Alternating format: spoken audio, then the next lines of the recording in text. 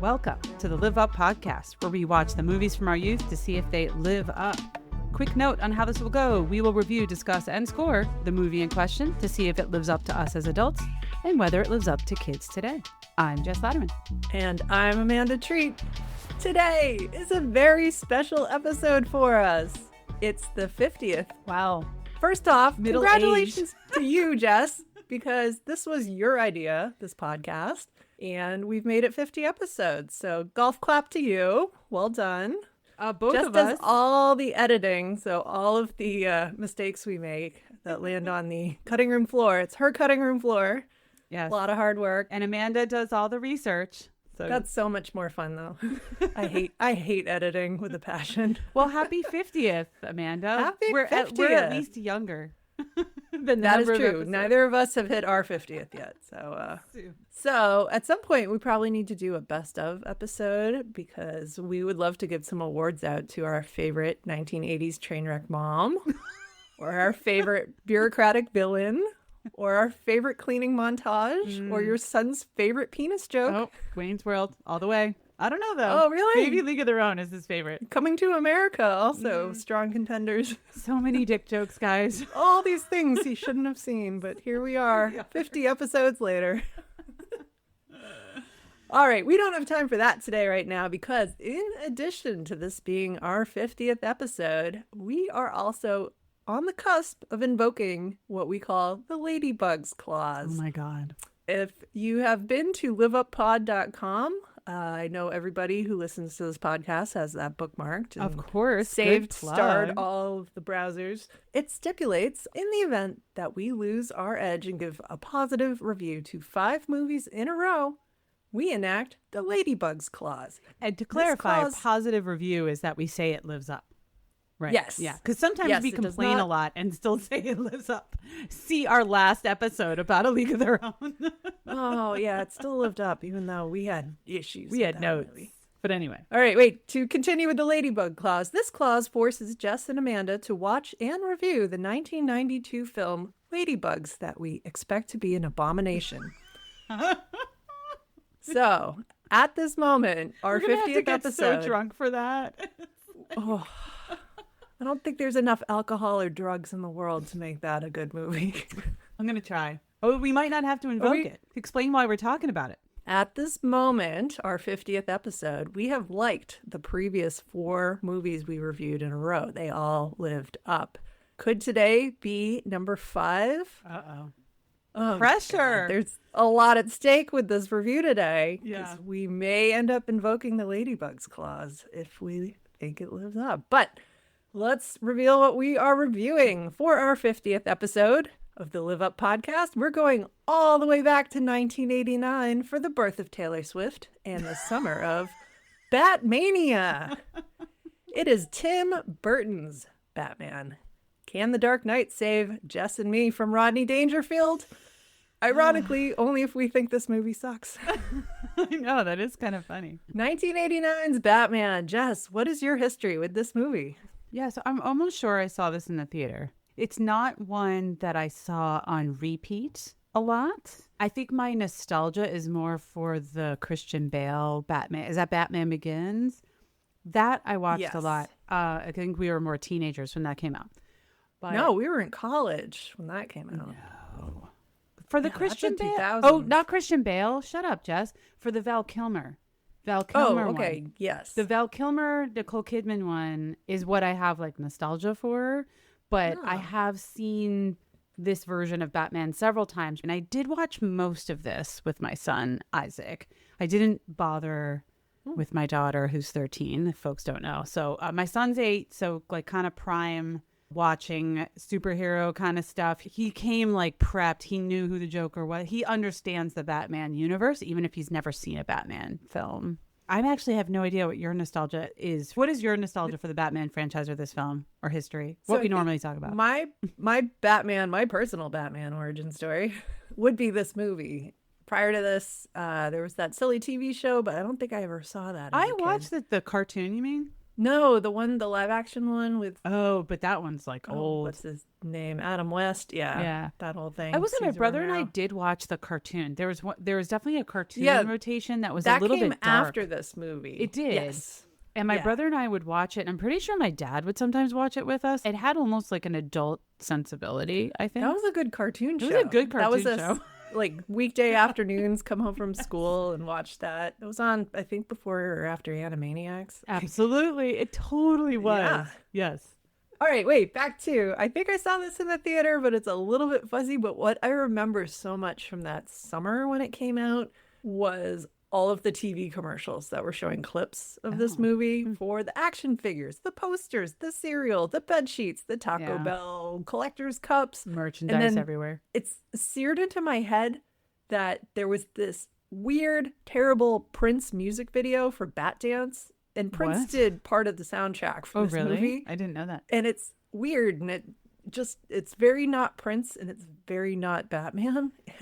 It's two rights making a very wrong.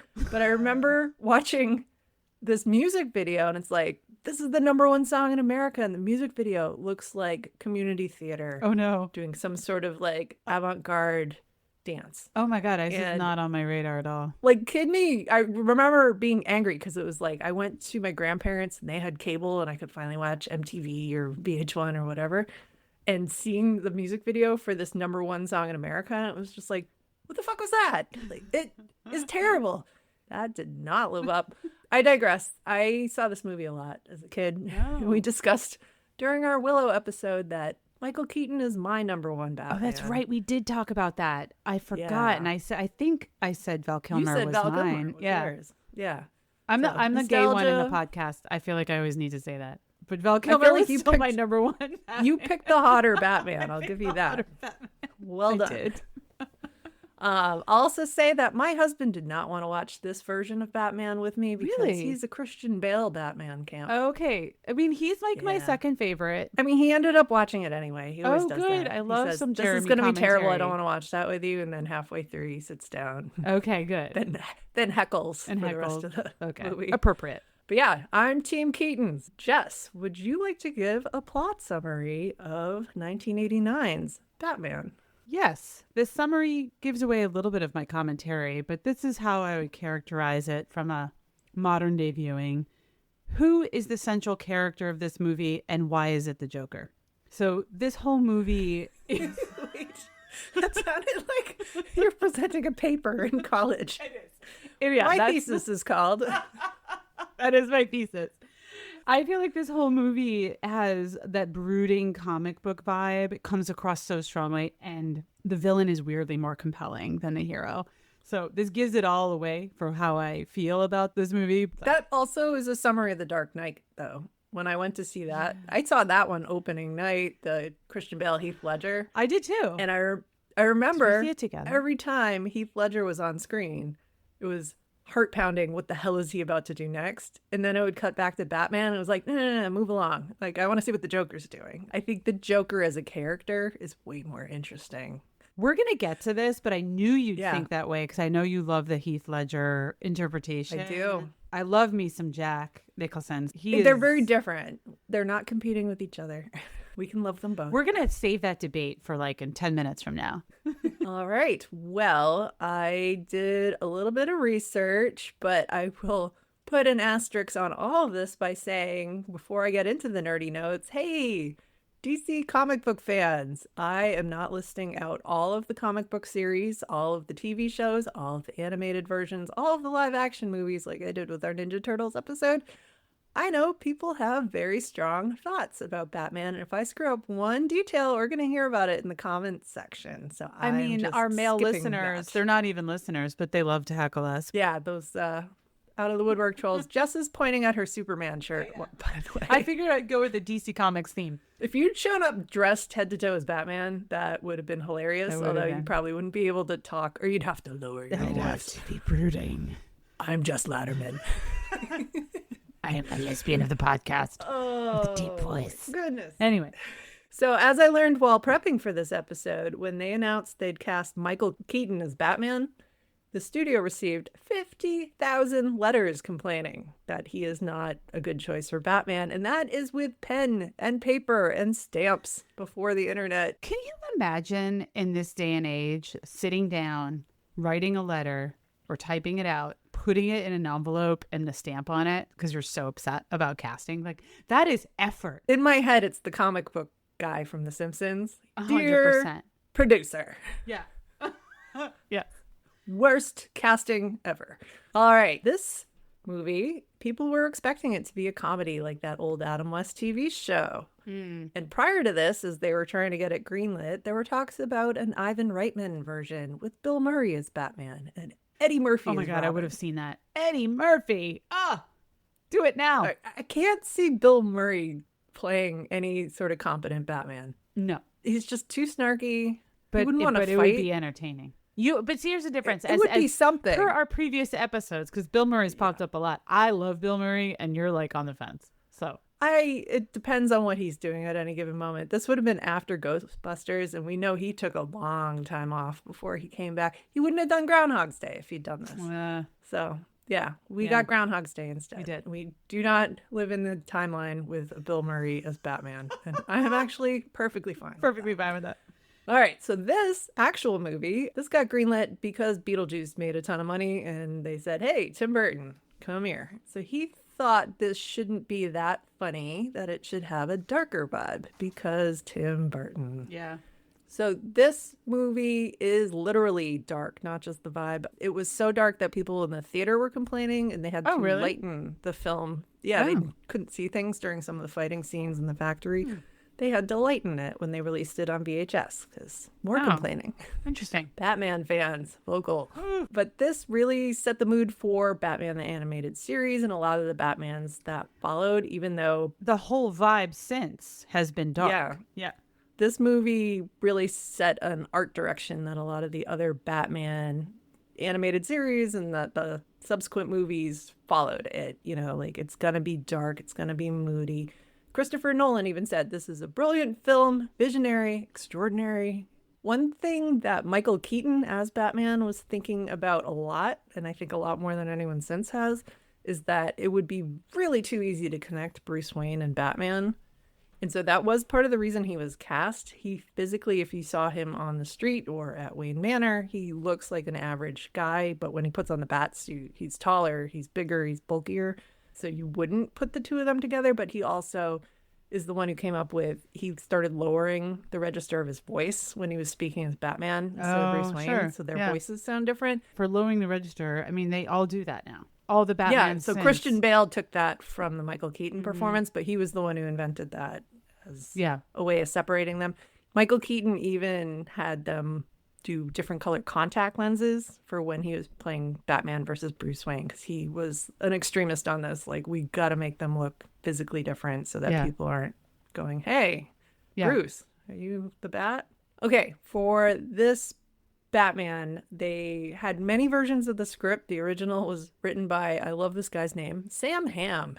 So Sam Hamm wrote this version of the Batman script, but then there was a writer's strike, and he was not allowed to do the rewrites that they were facing while they were shooting. Interesting. There was one scene where at the end, the Joker is leading Vicky Vale up to the tower, and Jack Nicholson called down the stairs at Tim Burton, hey, why am I walking up these stairs and where am I going? And Tim Burton was just like, we'll talk about it when you get to the top, because he didn't know. Like, the script hadn't been written beyond that. So they didn't know what they were going up there to do. Batman was released in June, and they kept it in the theater till December. No. They do not do that anymore. Hells no. That's incredible. This movie was huge. It made $411 million at the box office, which in 1989, that's a lot. Yeah. That's half a Barbie. That made 150, half a Barbie. Made 150 million more in video sales. Yeah. And then when you add the merchandising in, it made $2 billion. This movie was massive, massive, massive. Yeah. This was the highest grossing comic book movie of all time until the 2002 Spider-Man knocked it off the pedestal. No way. It was that long? Somehow, despite all of this, Warner Brothers still claims they lost money on it. So how is that possible? Accounting. Well, let's talk about our hero and titular character. It is Bruce Wayne / Batman, played by Michael Keaton. I like this. It's weird, a weird choice, and it works for me. It doesn't work for 50,000 people who wrote letters, apparently, but I think it's great. I'm not saying that I would actually like put a stamp on a letter. I love Michael Keaton, and I think he is serviceable in this. I had a hard time buying him as Batman from a modern day viewing. And, I watched this with Isaac. Even though he understands the Batman universe, didn't really understand who the good guy was and who the bad guy was. And I know that there was some ambiguity in the plot. This is before the bat signal. Like, you don't see the bat signal to the end of this movie. So it's still unclear to the people of Gotham, like, who the good guy is. Yeah. And I think part of Michael Keaton looking like a middle-aged dad, my son couldn't wrap his mind around the fact that he was Batman. That's fair. Yeah. So I think he's the perfect Batman for a Tim Burton version of Batman, because if he had been big and bulky and athletic like he is in the comic book, like he's supposed to be according to all of these online trolls, the big bulky guys are the villains in all Tim Burton movies. Like, Tim Burton is on team outsider, team awkward guy, team absolutely dweeb to some extent. Yeah. So this is kind of leaning more that direction than, say, a Christian Bale.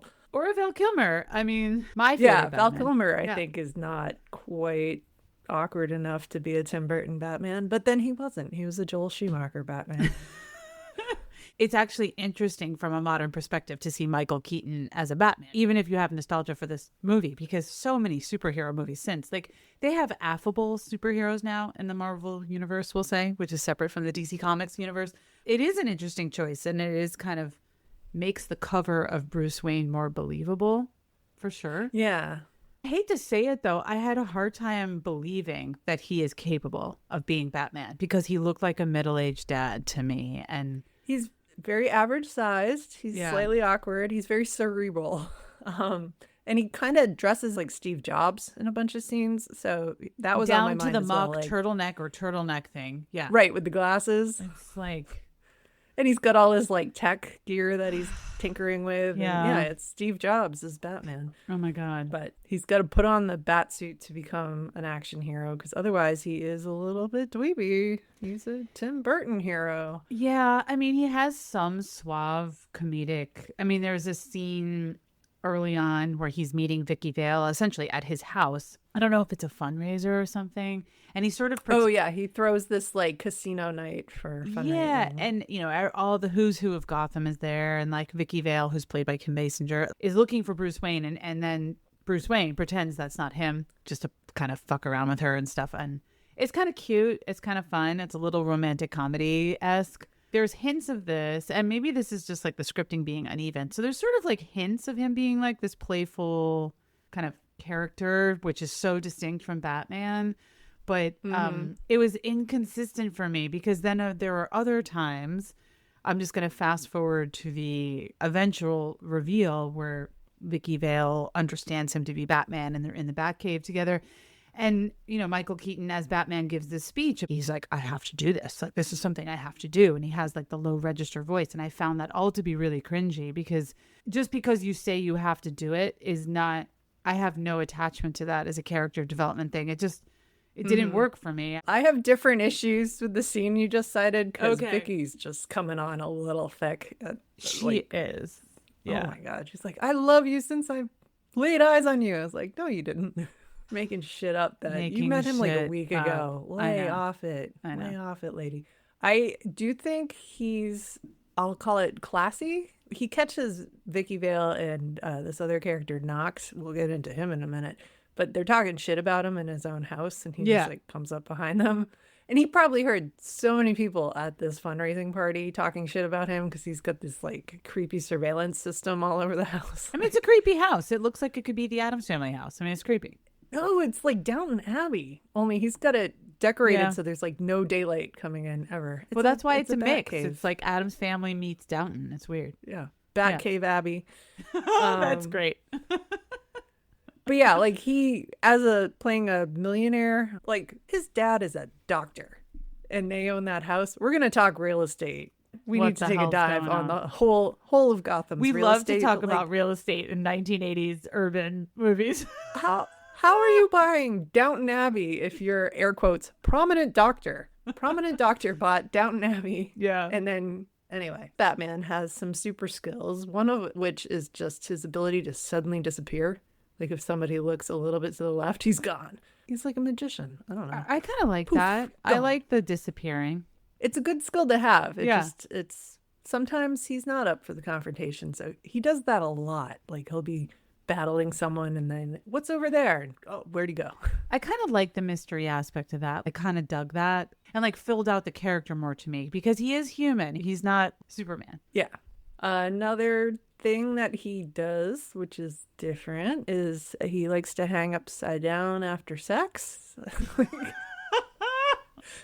Which prompted To the each his comment own. in my notebook. Yeah, just in my notebook, I wrote down, is he the OG furry? We haven't talked about furries on this podcast for about 6 months. It was time. It's been a while since we've talked about furries, so you know. What are it we has to doing, come up. Bruce? Yeah, what are you we doing? And like Vicky Vale wakes up after they've had their one night stand. She's looking at him hanging upside down, and God, lady, is he a serial killer? Like I would run for the door if Absolutely. that moment happened. Like, oh my God, lady. Could not call an Uber fast enough if that was the case. Yeah. Just ooh. Why are we doing this, Bruce? But yeah, no, he's into hanging upside down after sex. Yeah. I mean, all right. He's a gearhead. He had an autonomous vehicle back in 1989. So suck it, Elon. Somebody's way ahead of you on these self-driving cars. He's like charming but awkward. But there's that moment where he goes over to Vicky's rental to try to reveal his secret identity. He's kind of an asshole in that scene. Yeah, I think doesn't he tell her to shut up in that scene? Yeah. And just to set the scene, like basically Vicky, if folks don't remember, is the Kim Basinger character. She's a reporter, she's a photographer for the local newspaper kind of thing. So she has teamed up with another reporter. So she's sort of generally interested in like who is this Batman figure, because Gotham as a city doesn't know who this shadowy figure is. They don't know who the good guy is. Obviously, they have this one night stand and, you know, blah, blah, blah. So, yeah, he goes over to there and he's trying to confess who he is, essentially, because Alfred gives him a pep talk about that. And even my son, this was actually kind of funny. Isaac was sort of like, why doesn't he just tell her? What is he saying? Yeah, it's very awkward. It's painful in its awkwardness to the point where, like, my son was literally rolling his eyes and he's 8. He's like, what's wrong with this dude? He has no game. It's what's wrong with the script? I mean, he spins awkwardness into like incel anger very quickly. He's just like, and then he like tells her to shut up. It's very strange. Yeah, it's just like, what are you doing, man? So I don't know. That I blame the screenwriters or the non-official screenwriters for that bit. I think Michael Keaton did what he could with that bit, but like it's there just is like a a shitty funny scene. so in that scene though, I'm sorry, I did not read your notes, so I could be like totally That's okay. jumping around. Go for it. During this scene, at this point, the Joker already has his eyes on Vicky Vale for multiple reasons. One, he thinks she's hot. 2, he knows that she's a reporter and a photographer. So he knows he could kind of use her in terms of like her job to sort of reveal who Batman is. So he shows up. The Joker shows up to the apartment too, while Batman is there as Bruce Wayne. So, you know, he can't reveal himself to be Batman. So it's like a whole like awkward situation. It's a pretty decent scene, but it's sort of funny because at some point, Bruce Wayne like confronts the Joker in this like weird way. He basically uses some sort of service tray, this like kitchenware, as a bulletproof vest. And like the Joker says something to him, and then we'll get into that. He shoots him. He shoots Bruce Wayne. So Vicky Vale believes him to be dead, but he's wearing this makeshift bulletproof vest. This also confused Isaac. It was sort of ballsy of Bruce Wayne to do that. And he sort of acts like Beetlejuice for a second. He's like, let's get nuts. And part of me is like, there's the Beetlejuice I know. Yes. And I couldn't unsee that. And then I was like, does nobody shoot anybody in the face anymore? Like, what is this? Plot hole. That scene, it starts off so toxic, but it is one of the probably funniest. It's the most Michael Keaton scene of the whole movie. But it wasn't a Michael match Keaton for gets me. to be Michael Keaton for 1 minute. He gets to be Beetlejuice for a minute. And then in he my disappears while they're not looking. Yeah, he disappears. Gone. And yeah, my son was sort of like, wait, is his face bulletproof? He was like confused. It was ballsy and interesting, but I couldn't unsee Beetlejuice. Maybe because you and I have seen that recently, and I saw the new Beetlejuice in the theaters. And everybody thought that was the best moment of Bruce Wayne. Yeah, and even in He's that at his moment, best when he's psychotic. right? But the Joker is being so unhinged, you're sort of like completely compelled by Jack Nicholson in that scene, and so there's that. Yeah.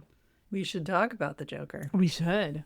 Jack / the Joker / Jack Nicholson, basically playing himself to some degree. Maybe. Sort of like you can see reflections of this in some of his character, like later characters, like in The Departed. Yeah. Oh, I feel like this is his audition tape for The Departed. Yeah. So the Joker, was one of Jack Nicholson's favorite characters of all time. To the point really? he apparently used to watch this movie once a week in his home theater. Oh my God. Because he I just love this. liked his performance. He loved playing this. He had an extremely lucrative contract, which gave him time off to be like hungover or to like go to Lakers games and just kind of Jack Nicholson out. He also made a deal that he got a huge cut of the box office and I think the merchandise. So he got for him. $60 million from this movie, which in today's money would be over $157 million. Oh my God. Listen. So he really liked this. He enjoyed himself on this. And they just let him ad-lib, say what he wanted, dance around the way he wanted. Like he could just do whatever the hell popped into his head. So he had a great time doing this movie. He is absolutely unhinged in this. And so unhinged. there are some characters we've talked about before that are unhinged, like Sheriff of Nottingham, or even in the Dracula episode we did. P.S. We did not like this movie, that movie. I was delighted by Jack Nicholson as unhinged Joker. This was like the first thing I had seen Jack Nicholson in, and I have been an absolute fan ever since. And I will die on the hill that he is absolutely better than Heath Ledger in this role. Like, he is amazing in it. He's so compelling. My 8-year-old like essentially thought he was the good guy only because he's just fucking crazy. No, it's extremely compelling for the amount of stuff that he's just doing or saying or the lines he's making up off the top of his head or doing an impression of Jack Palance in a movie with Jack Palance in it. It's great. Do what you want, Jack. It's great for me. It was great for my 8-year-old. I mean, we loved it. We loved him. Okay. I feel like you don't agree. No, this is a nerdy note. You'll like this a lot, although it might like make your head spin a little. Nicholson initially passed on this, and then they put the offer into Robin Williams. Oh my God. And cue picture Robin Williams as the Joker. No. Totally different movie and a totally different career path for Robin Williams, I think, if he gets this.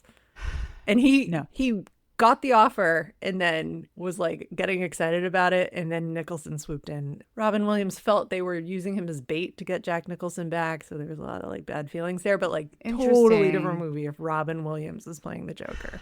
I mean, I love me some Robin Williams, but Jack Nicholson has a way of unhinged looking on the edge of dangerous all the time. And I don't think I want to see Robin Williams play this dirty. He did play a bad guy in what is it, The Photo Booth or something. I've seen him play I didn't see a villain. He was really good in that. Yeah. Like I believe in Robin Williams, may he rest in peace. I believe in his range, that he could have pulled it off and been interesting. But I will die on the hill that this is one of the best villain performances of all time. Happy with the casting, even though it pissed Robin Williams off to be treated badly by the studio. What I thought was fun as an adult rewatching this again is that there's so many. First of all, I couldn't remember anything about the plot. It had been so long and I hadn't seen it enough. So in some ways I was like, what the hell is he going to do as the Joker? There's a scene where he basically, it's sort of an art gallery restaurant, and it's supposed to be the restaurant at the Flugenheim or something. Right, it's supposed to be like the Met kind of an art equivalent. museum. Yeah, it's an art museum, and he basically he sends like a gas mask to the Vicky Vale character who's waiting there, but he essentially kills everybody with gas, right? And then he walks in and they start playing this weird music, and it's the Prince music. Is it the Prince music? It's so weird. And they all start dancing, and as they're dancing, they're defacing all this artwork. It is unhinged. And Jack Nicholson is going around dancing and being completely insane. He's got riz. He has got riz. A lot of riz. Yeah, and so that is the specific scene where Isaac, well, I want to say, was essentially rooting for the Joker and not Batman because he was just so taken with him.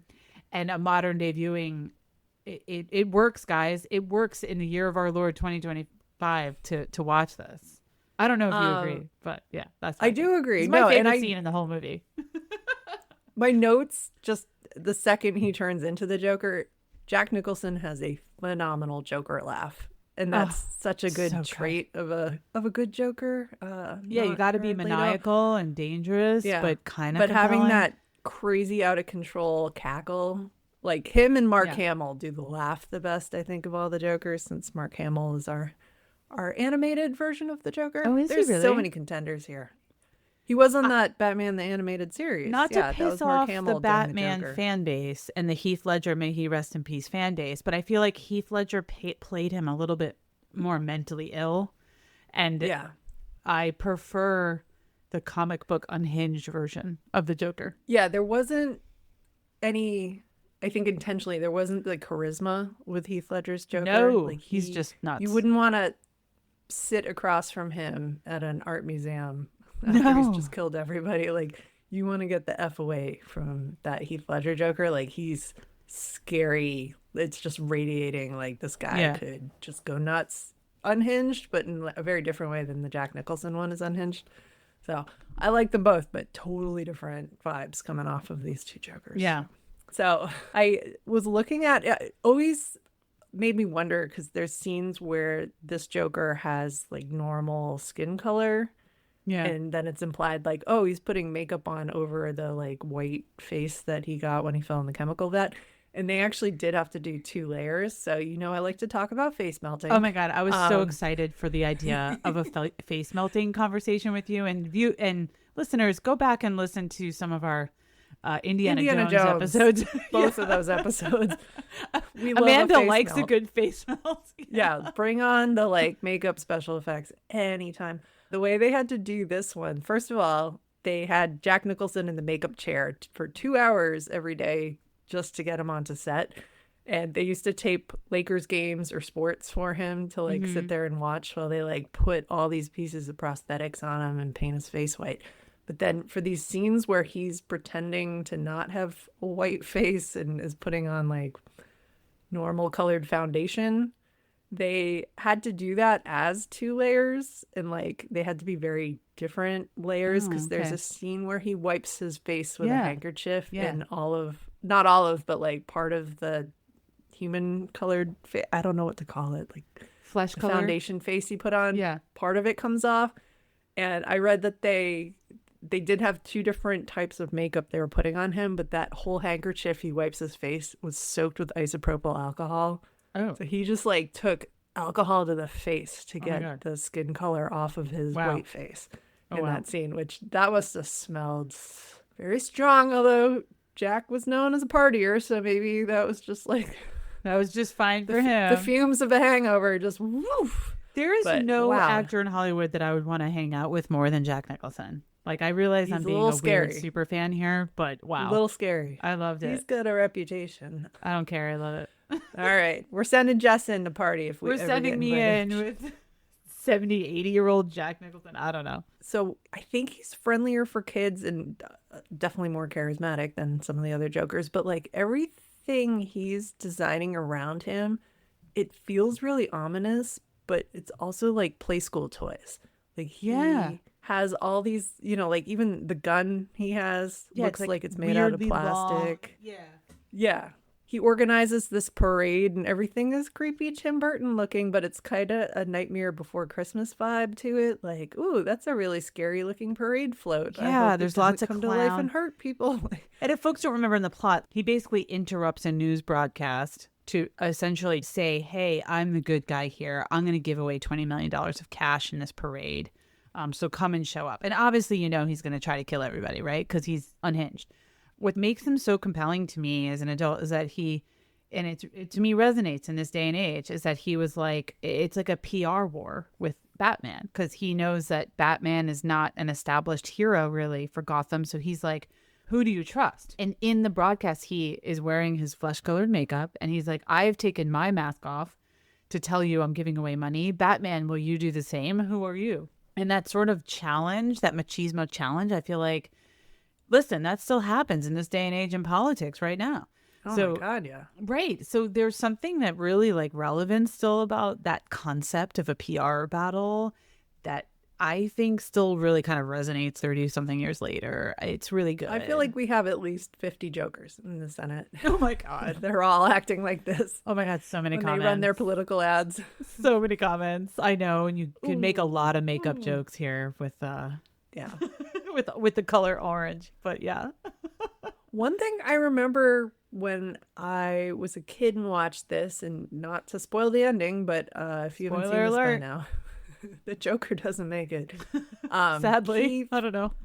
falls off a building, so it's like, oh, he fell to his death. Classic Disney way to kill the bad guy. This isn't Disney, obviously, but like, Obviously. oh, Batman didn't kill the Joker. He fell again because of Batman. But he's got this voice box toy. Oh God, that's so fucking creepy.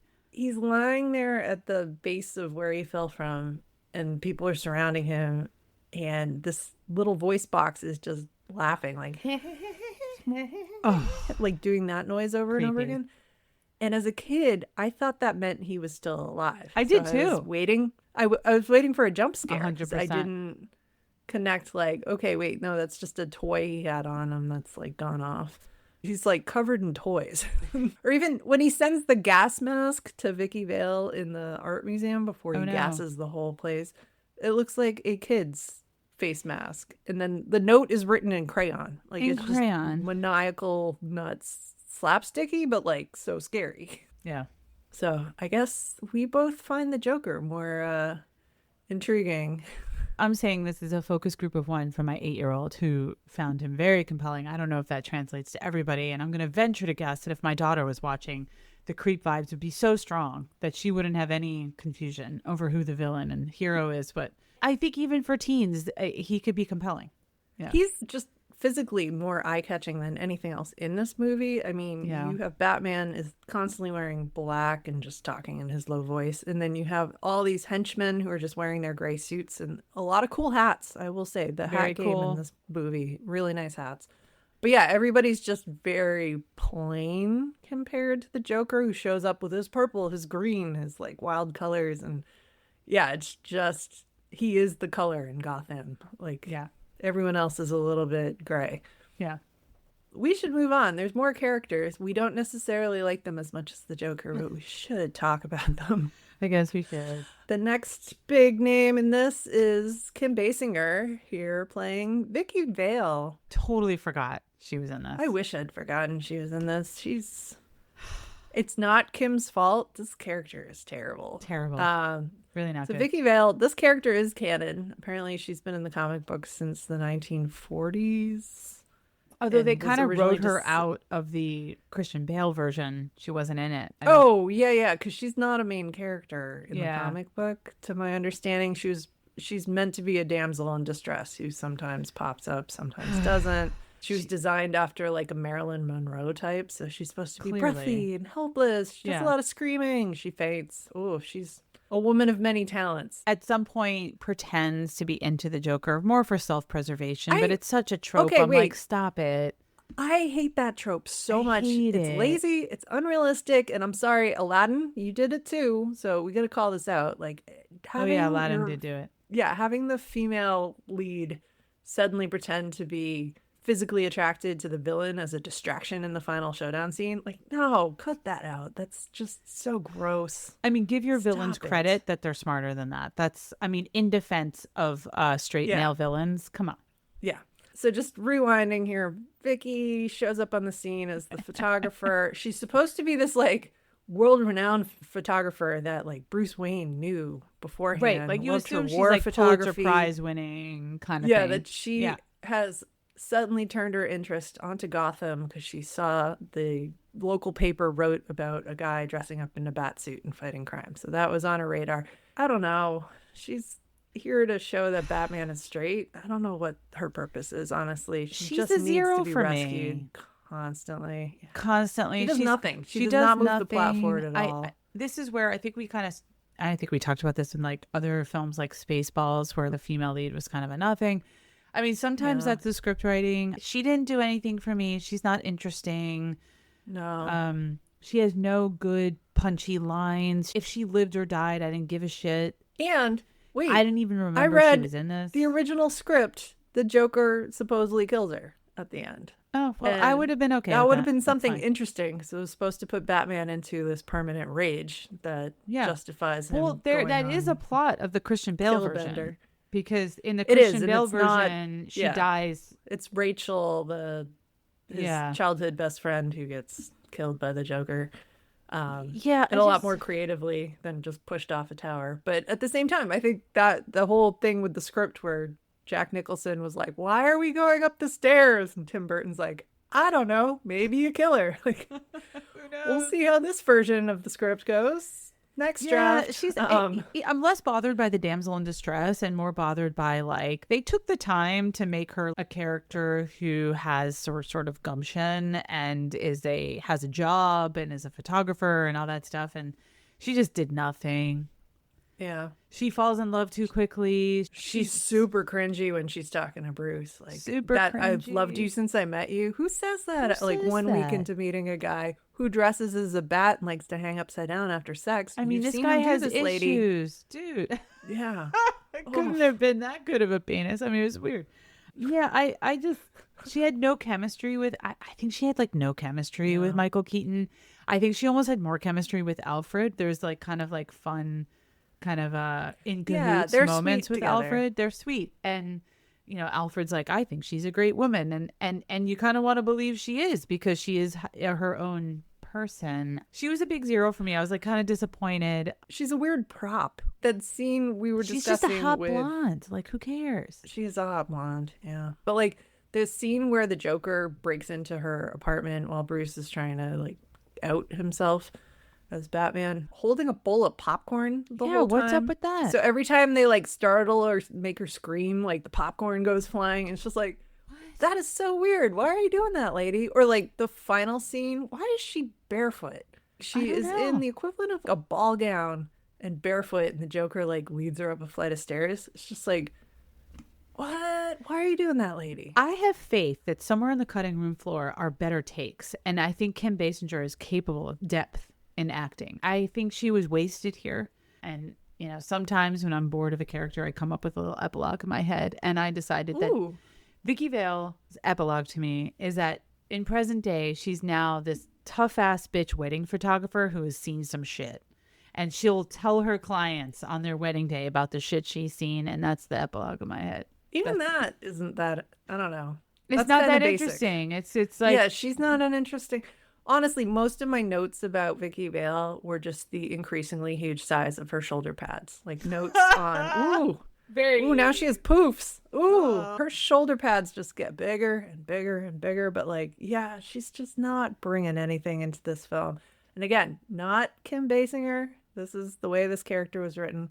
I did see one critic who was like, rather than a damsel in distress, this film is so noir. Why not make her a femme fatale? Like, why not have her? Well, they sort of did that in the next movie with Catwoman, absolutely. With Catwoman, and I'd say even in the next movie after that with Nicole Kidman, who had like questionable, if I remember correctly, like kind of questionable allegiances. I think they've improved the female characters since the first one. Yeah, she was no good. Yeah. All right, bummer. Sorry, Kim, but moving Kim. along.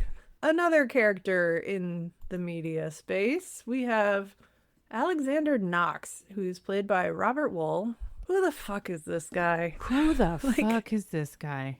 He's not canon. I don't think, from what I read, he doesn't appear in the comics really at all, but like the one or he's two a reporter. We should say he's like Vicky's reporting partner. Yeah. That he only appeared after the movie. So the movie invented this character, essentially. He's local Gotham reporter, fine. He's not funny. He's very ineffective at fighting the bad guys. He's very annoying when goes to the Wayne Manor house party. Like, he tips Alfred for a drink and then pesters everybody at the craps table, and everybody wants to get rid of this guy. Totally. He is the most irritating guy you know from school.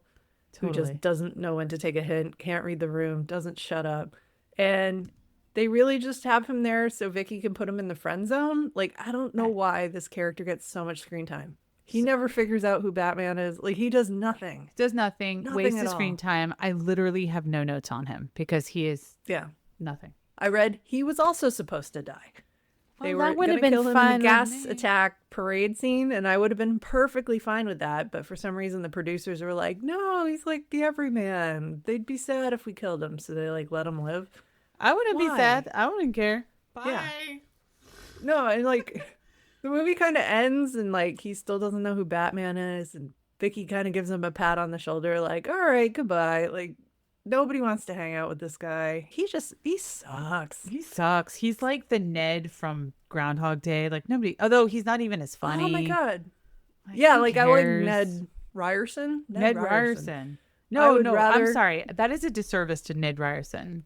I was going to say, I would rather run into Ned Ryerson every 100%. Single day than have to spend any time with Alexander I would Knox. rather This buy character insurance sucks. from Ned Ryerson than Woo! who's very much an insurance salesman than hang out with this fucking guy. And you know what? Maybe I want the Joker to kill you because, like, you're driving me crazy. Maybe you're going to die in a gas attack because you're very ineffective. You go running out of a car with a baseball bat to attack gas with no mask on. I mean, you're a moron. What? I was sort of thinking he died at that moment and didn't care. He has this moment of courage during that parade. And then what's funny is that he has this moment of courage. Stupid about it. And, like, Kim Basinger's character accidentally, like, hits him with a car. And he, like, you see him thrown, knocked unconscious. And she just comes out and sees him unconscious and bleeding. And she's like, okay, whatever. And she gets back in the car. I gotta go stop something else. Good luck with that. I thought that was like the perfect end to his character screen time. Yeah. It was so funny. Why isn't that like a gif that people send around and be like, you've been friend zoned? You've been friend zoned. Like, I've hit you with a car. I don't think she's into you. Scene of Vicky Vale hitting Alexander Knox with a car.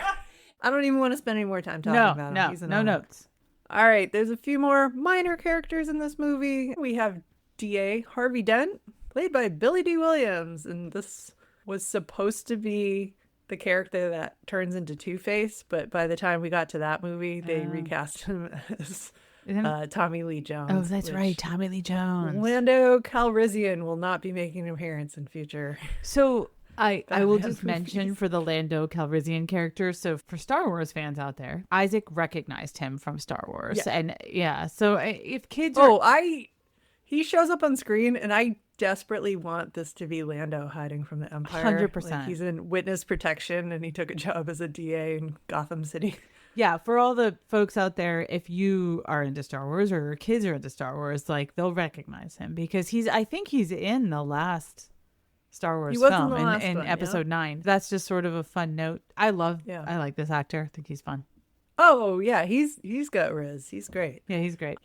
I noticed this viewing. So part of what the Joker does is put poisonous products that interact with the cosmetics. So like if you use this shampoo with that deodorant, it could kill you. Yeah. And so everybody, including the newscasters, stops using beauty products. I love this. Get poisoned. Yeah. Except I noticed that Harvey Dent is still using products. Yeah. Like, there's some scene where he's He's still suave. You can't have Billy D. Williams not looking suave. No, totally agree. It's in his contract. He's got to look good, but I love that little side plot of that all the newscasters have to stop wearing makeup and they all like have completely wrecked faces and it's hilarious. Yeah, and they look so tired. They look so tired and their hair is tired frizzy. And sweaty. They're sweaty. Haven't washed their hair. It's something I never remembered as a kid, but now as an adult, I'm like, that's funny. So that is the Joker kind of chaos that we're here for. It's very funny. All right. Most of the other characters don't do a whole lot. Yeah, they really don't. It's really the top 3. And maybe Alfred in there.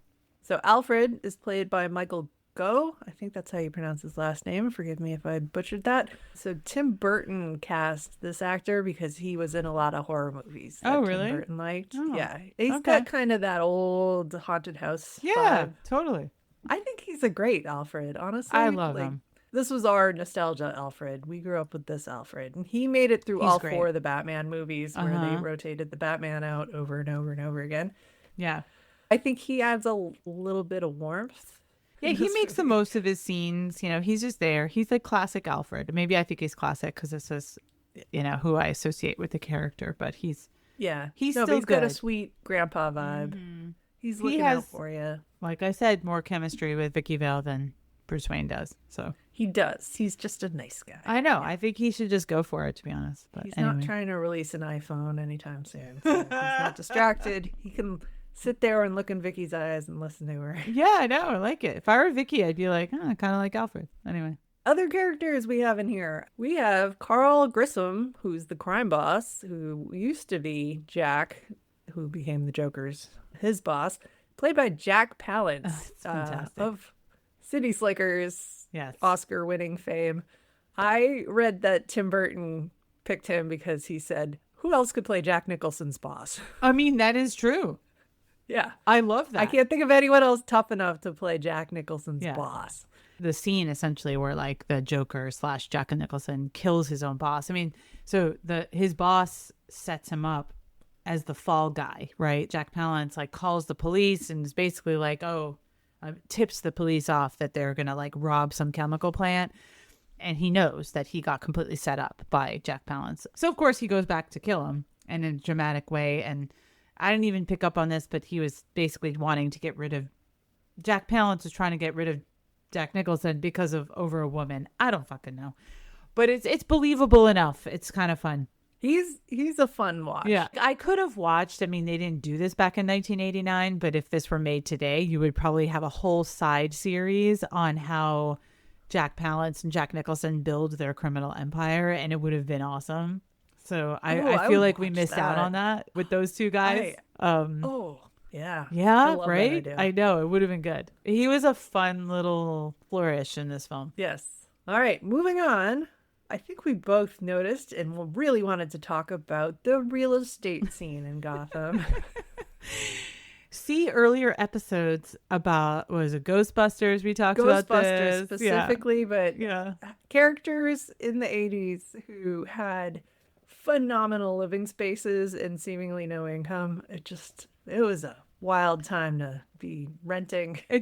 Or owning in like urban hellscapes, Gotham overall, it's fake New York. which is a character. Gotham is a character in all It is a Batman character. Yeah. lore. Yeah. The production designer won an Oscar for this. His name was Anton Furst. I get it. and Yeah. He said he envisioned this city, the set of Gotham, is New York City without a planning commission. That's funny. So people have built random ugly and random bleak looking things all over the place, and it's all mismatched. You've got a couple of Art Deco gems, but overall it's just like bleak as hell. It's bleak, dark. but Gotham, and maybe this is like because I've have nostalgia for other films or the cartoon. It really is a strong sense of place, Yes. and I think in this movie it does come across as sort of a faux New York without a planning commission. I mean, I think it was successful in that. And once you get indoors, a lot of the vibe changes, especially if you're somehow the good guy. Yeah. And despite money you may or may not have, you're going to have a beautiful living space. Wayne Manor, we talked about this, but I just cannot. The guy, Bruce's dad was a doctor. Why do they own Downton Abbey? Like this. Why do they own Downton Abbey? What's Downton Abbey where did doing the in money come Gotham? from?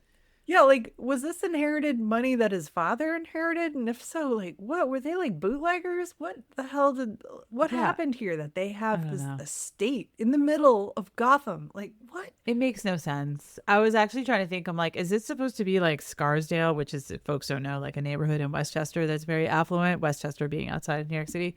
But even then, it's not like they have freaking Downton Abbey estates. The filming location for Wayne Manor was an English country house, is the same one they used in The Crown. Oh, get out. And that they use in Harry Potter. No way. Like, this is an actual English country house. That's It's hilarious. Way too fancy for Gotham. Way too fancy. So, it's so it weird. makes me think the Wayne family has been doing something really illicit leading up Totally. to They're the real prominent villains, doctor Amanda. that was his father. Like, what creepy illegal stuff were they doing? They're that they had probably this kind of making money? Oxycontin, and Oh no! Yeah, you're Yeah. right. I brought that into the chat. Where'd the Joker get all those? Wait, what's cosmetic that family poisons? called? Who's that family? The Sacklers? The Sacklers. They're the Sacklers. Yeah. Oh, God. God, who is the bad guy here? Who is the good guy? The If it Joker turns has out- to knock off the Sacklers. Come on, man. If Bruce Wayne, Batman, was part of the Sackler family the whole fucking time, and then you've got the Joker's adding poisons to cosmetics to like prove. I mean, Actually, I think we have a script going here, man. in my head, with all this, like, I'm just gonna poison cosmetics, but then the fact that in the real world, a lot of these companies like Johnson and Johnson or DuPont like have actually been Right, they're poisoning involved in household products lawsuits. that we actually Yeah. use without the fanfare of the Joker calling attention to it and just slowly poisoning people. Yeah, it's like maybe the Joker is the good guy. He's just calling attention to an underlying problem. Just is. Yeah. Oh, Wayne Manor. Oof. All right, the one I know has been like itchy for both of us. Can we talk about Vicky Vale's rental What the? apartment? It's like it gives. Yeah. All right. Let's talk about it. We saw how shitty her car is because she had it parked in front of Wayne Manor. Shitty. The one that she runs over her partner with and didn't give a shit. Yeah, just complete piece of crap. She's got no money. She's a photojournalist who's been traveling the world, and somehow she moves to Gotham. Holy shit, this rental apartment. It's kind of the equivalent of what we saw in Ghostbusters Absolutely. with Dana's Dana, haunted played by apartment. Sigourney Weaver's apartment, which Yeah. was haunted, but whatever. Yeah. It was on Central Park Vicky's West. apartment does not have any direct No portal demons. to hell. Yeah. Not in the refrigerator. Yeah, she seems to be clean of that. Although she's, for some reason, she's got a giant teddy bear on her bed, which is weird. And then there's like creepy dolls in this apartment. No, I didn't which- notice the dolls. I did when the Joker comes in because I think they were there, but it just feels like you wouldn't, if you're a photojournalist, you travel the world, you're not bringing creepy dolls into a rental apartment. It definitely has, like, but it's beautiful. It's a beautiful palatial. apartment. Yeah. Yeah. I still think Dana's is better from Ghostbusters, Yeah, she had a despite better the view. demon. But yeah, And the whole hole blown out of the side of the building in that one. this, like, listen, like I said in her epilogue, because she is a wedding photographer now, she's just doing that for fun because she sold her ridiculous apartment in Gotham, which has been gentrified, of course, and you know that's the epilogue. It's part of the epilogue. It's fine. Yeah, I'm not even interested in Vicky's epilogue. She is just, Yeah, she's not that interesting. she is plain cream cheese on a plain bagel. She Yeah, is her apartment's boring. way more interesting, and it doesn't even have a demon in it. So you know. Yeah.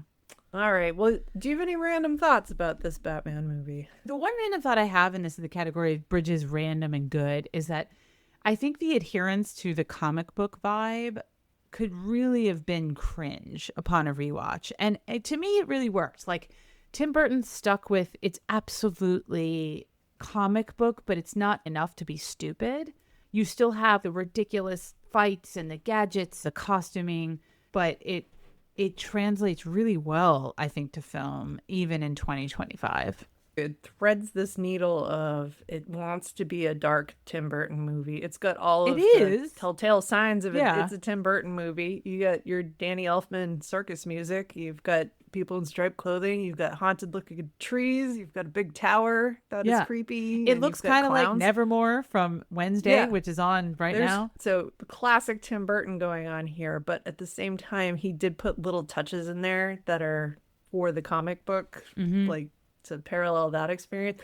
I was reading one of the things they did in a scene where Batman's fighting a bunch of goons and Vicky's taking photos of him, but that they line her flashbulbs with his punches, so it's kind of like the pow Yeah. that you would get in a comic book where they kind of have a flash going off. And Tim Burton, he will say he was not a big comic book reader. He's dyslexic. He claims he could not follow like which panel he was supposed to go to next, but that he was trying to at least give a nod to some of the Batman comics that he could read.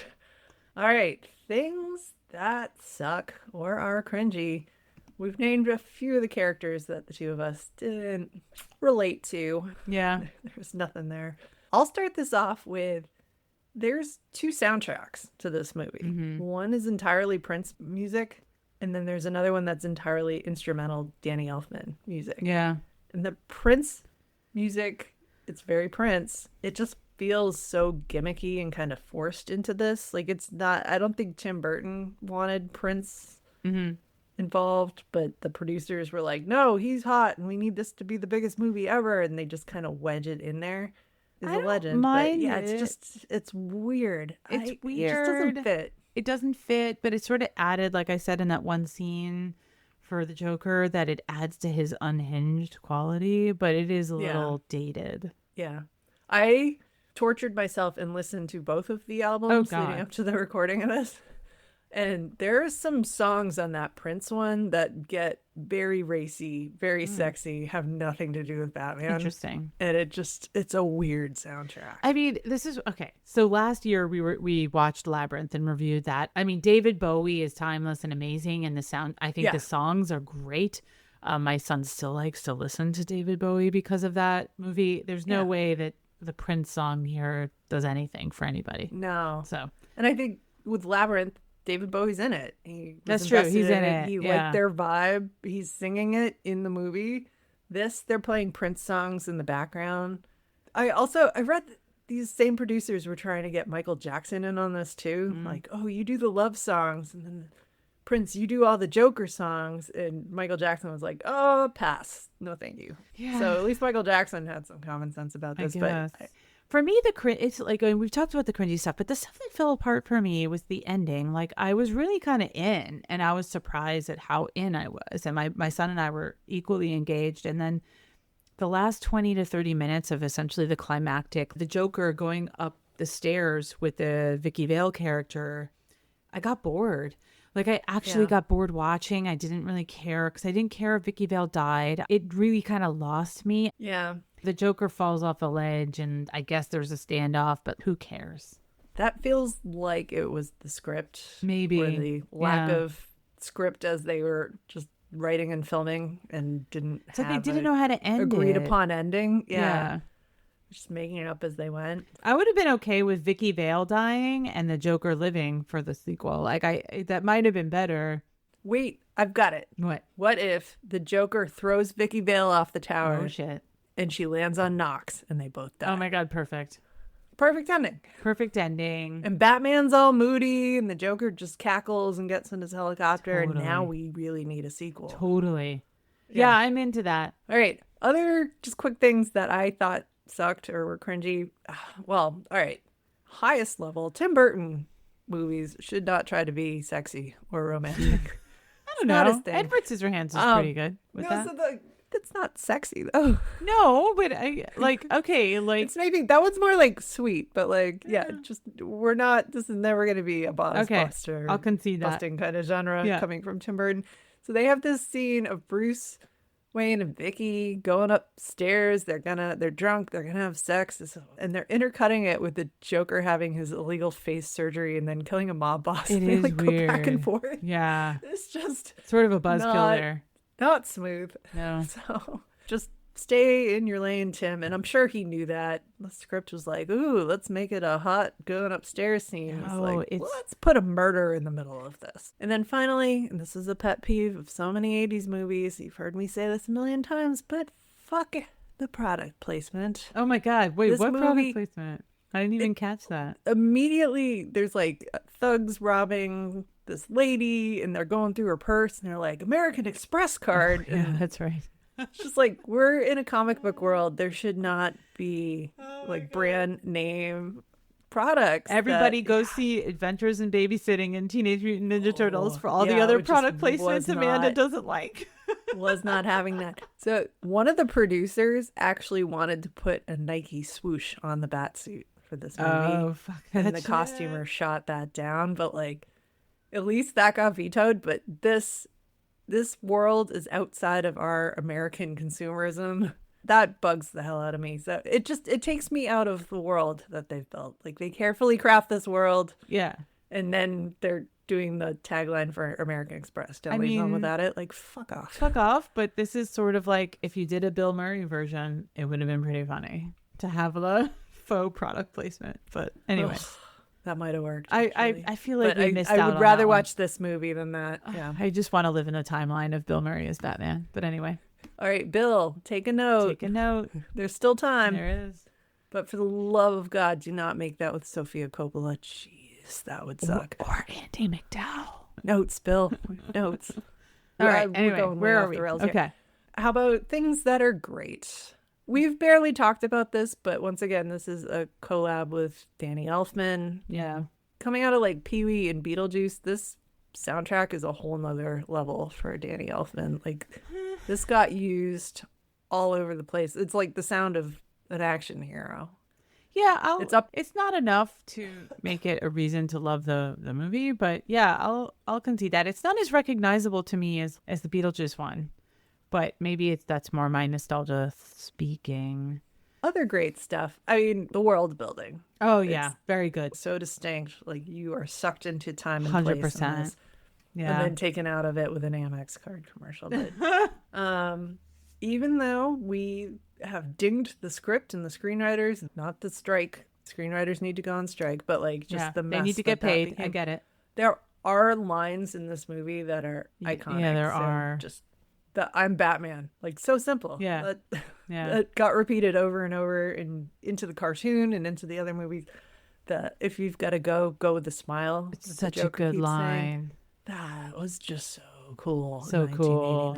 Yeah. Oh. And then the Joker's kind of the thing that connects him throughout this movie and timeline. That line, have you ever danced with the devil in the pale moonlight? Yeah. Like, it's just such a weird, creepy, ominous thing. It's such a good calling card line, and I did not know why I knew that line, but as soon as he said it for the first time to Batman, he says it as an adult to Batman, and then you get a flashback where he says it to Bruce Wayne as a kid before he kills his parents, or after he kills his parents. But it's a good line. Yeah. That's pretty iconic. All right, we should go to closing arguments, closing thoughts, and circle back on the fact that if we think it lives up, this might be what triggers the Ladybug's clause. Like, so that's like weighing on me. That should not influence the decision, but we need to call it out. The suspense of this entire episode. Okay. Even without Ladybugs, I'm really on the fence. My closing argument is that it was a mixed bag for me. I thought it was much better than I remembered in a weird way, but I got bored at the end, and I didn't like Michael Keaton as Batman, and I didn't like him even more as an adult. So it was a mixed bag for me, and I don't know.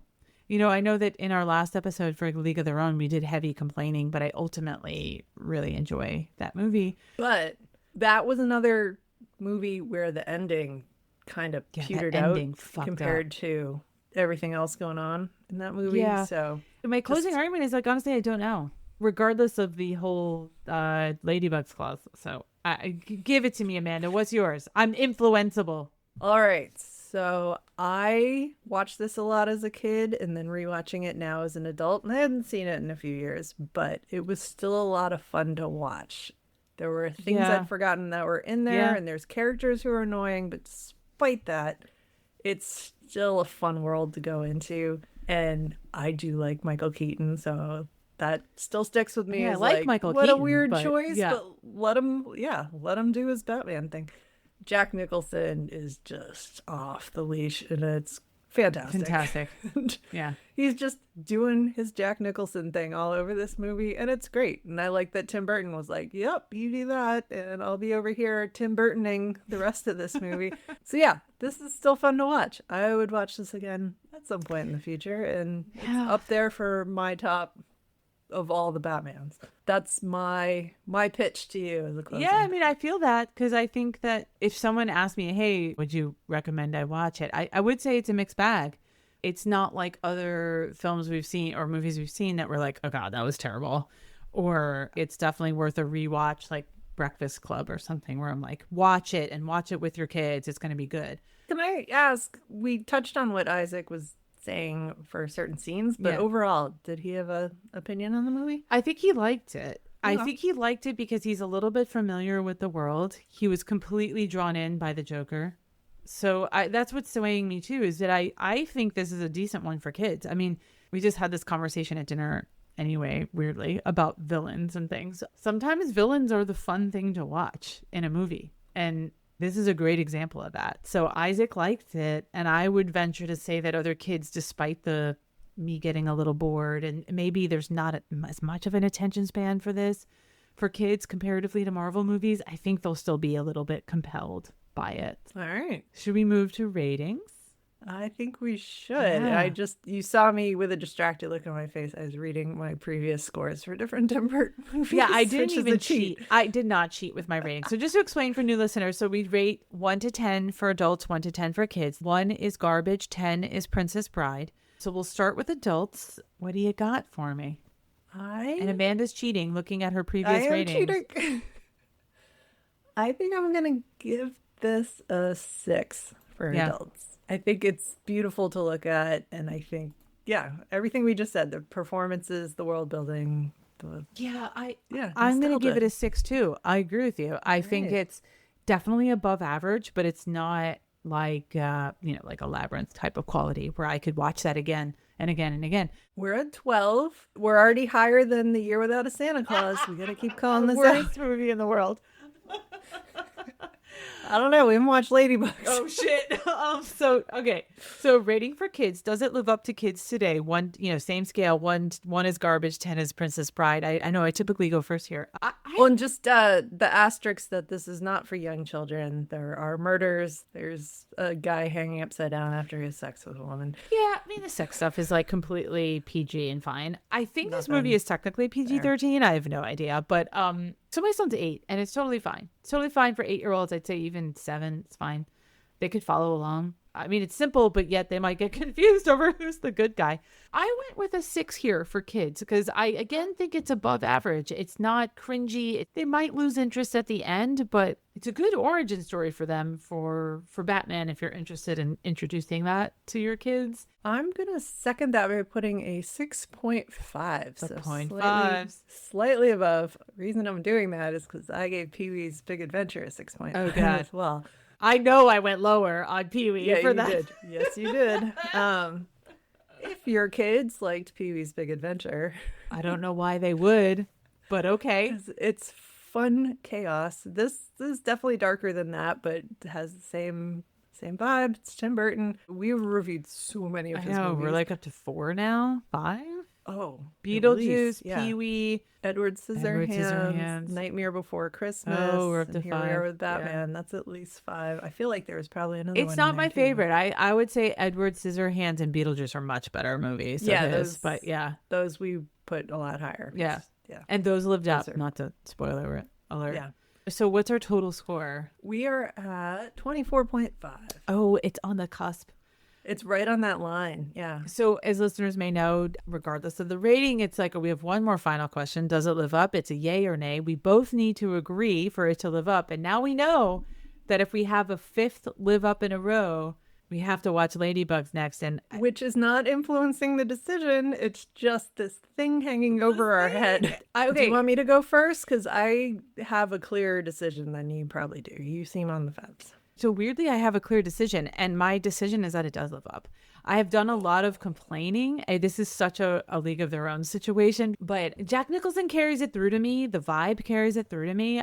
My bar sometimes is like, is it surprising? Do you find something new to like about it? And my new thing to like about it is that it's kind of fun, that an origin from our childhood is just as good or better.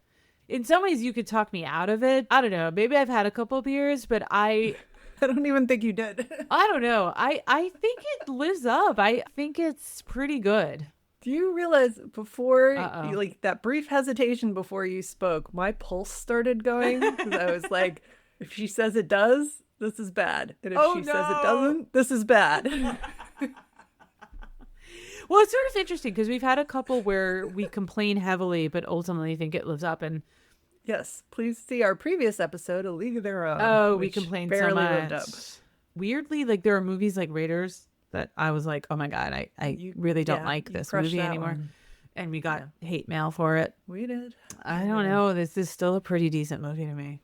Well, for me, this also lives up. Shut up. Shit. Can I change? Which means we have triggered the Ladybugs. Oh, no. No, that was not intentional. I'm having some It was not meant to influence our choice here. So separate from this punishment we have now assigned ourselves, we independently chose that we think this lives up. Oh, man. I think you thought I was going to tank it. And I almost did. A little bit. The Ladybug's clause is like hanging over my head, but if that weren't there, I would have been a little bit more enthusiastic about the Live Up. If you haven't seen it in 30 years, I think I'd recommend it. So, yeah, you know. No, we think it lives up. Oh, shit. Now we have dug ourselves quite a hole. So, okay. So plug here. So guys, you got to let us know, listeners, what do you think? Did we fuck this up? Now you got to suffer through an episode about ladybugs, which we're going to do next. Oh, they don't have to listen to it if they don't want to hear us. But we have to watch it. Can you imagine we're going to watch review ladybugs and like love it?